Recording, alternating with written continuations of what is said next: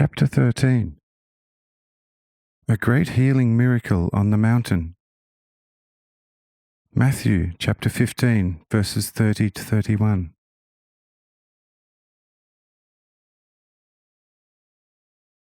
On hearing this, Judas Iscariot clapped his hands above his head, saying, "No, this for once is getting too much for me.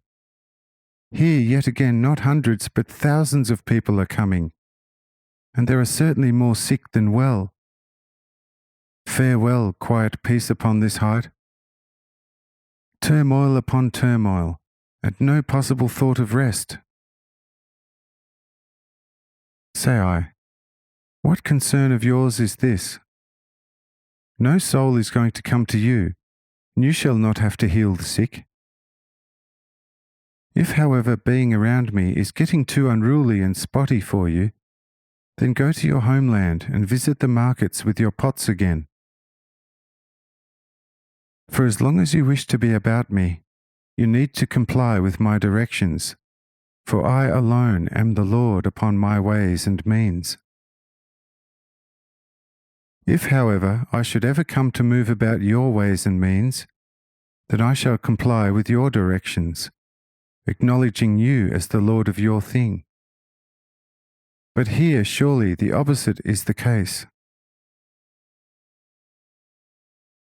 Says Judas, mumbling to himself, "Well, of course, yes.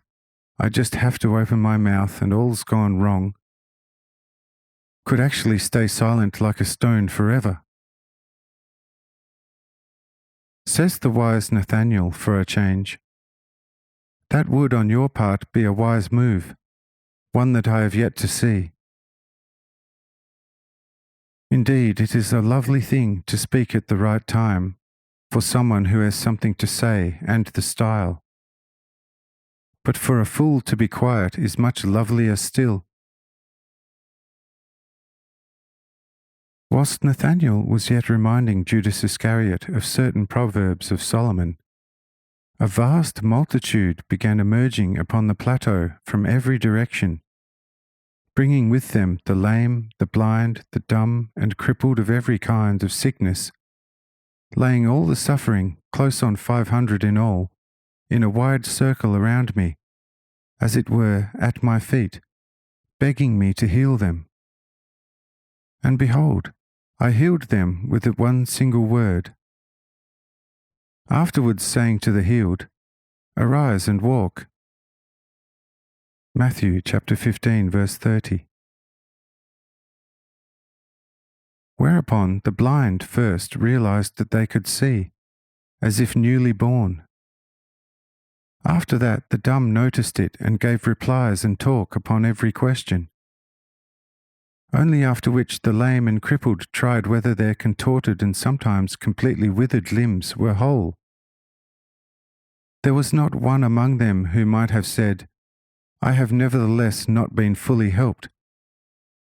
All the other sick also were completely healed.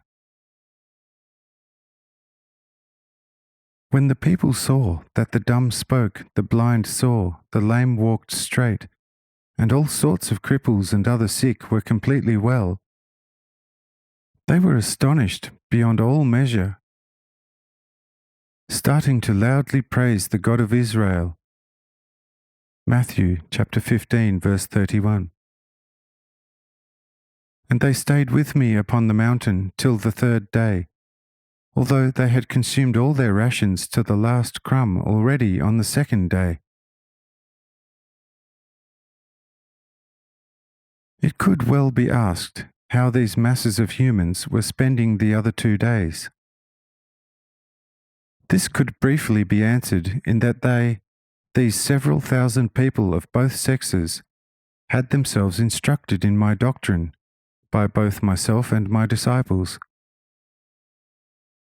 What was remarkable was that out of these several thousand, there was not a single one siding with the Pharisees and scribes. Quite the contrary, they had some fairly praiseworthy anecdotes to tell about the Templars, among them the bitterest, causing them to regret ever having had anything to do with these blind zealots.